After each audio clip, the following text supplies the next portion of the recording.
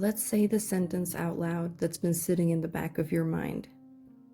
I am behind in life. Even if you don't say it exactly like that, you feel it. You scroll for 5 minutes, and suddenly everyone your age is more successful, more stable, more certain. People are buying houses, they're getting married, they're launching businesses, traveling the world, they're having children. They're becoming versions of themselves that look finished. And you look at your own life and think, how did they get there so fast? That quiet panic you feel? That's comparison mixed with a deadline no one actually gave you. Somewhere along the way, life turned into a race with invisible checkpoints. Career by this age, money by that age, love by this age, clarity by that age. And if you miss one marker, your brain whispers, you are late. But late compared to what? There's no universal schedule. There's only overlapping stories. And you're seeing the highlight reel of millions of them stacked on top of each other. No human nervous system was designed to compare itself to the entire planet. That's new. For most of history, your comparison group was small. A village or a town or a handful of people.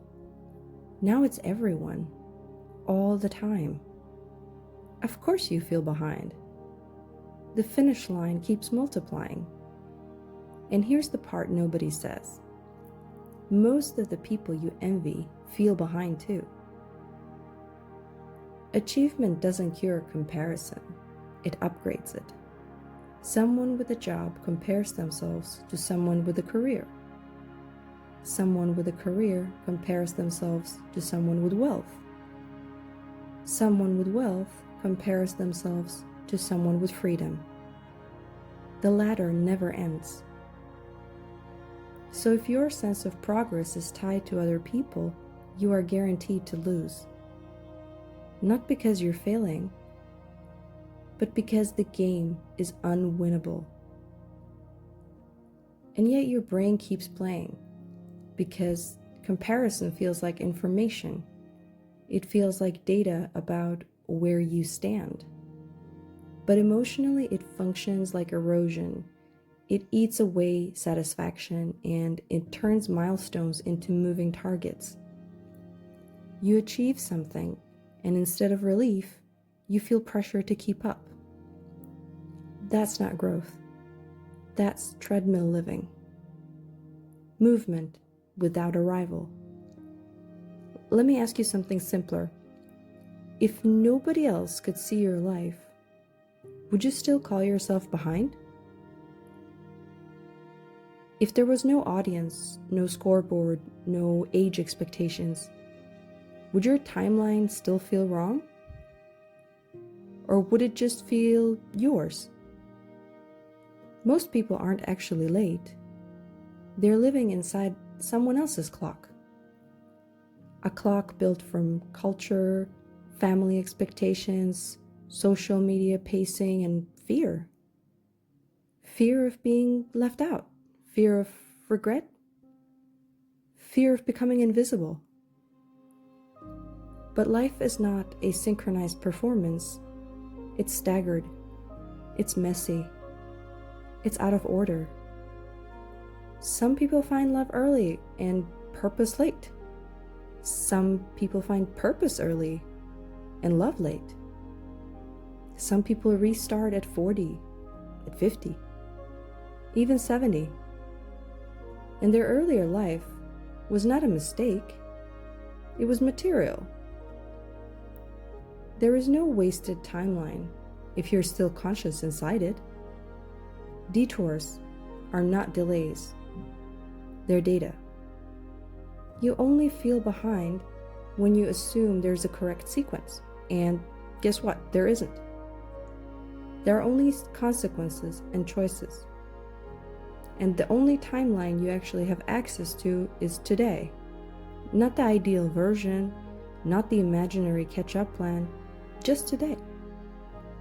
Comparison pulls you into a fantasy world where you think that, oh, I should be there by now.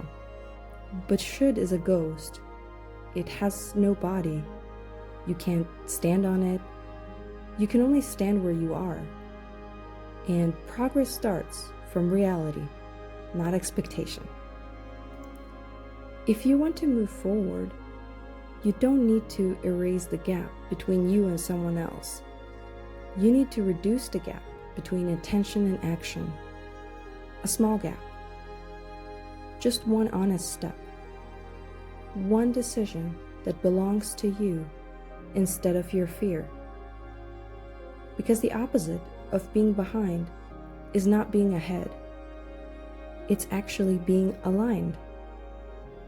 Aligned with your values, your pace, your actual life. There is nothing noble about arriving fast if you arrive empty. And there is nothing shameful about arriving slowly if you arrive whole. The pressure to keep up is loud, but it's not wise. Wisdom moves at the speed of understanding, and understanding takes time.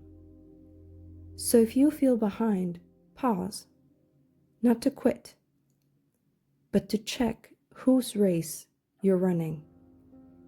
If the finish line isn't yours, stepping off the track isn't failure, it's intelligence. You are not late to your life. You are in the only moment you were ever going to be in. And from here, you can move, not to catch up with them, but to become more yourself. That is the only direction that doesn't expire.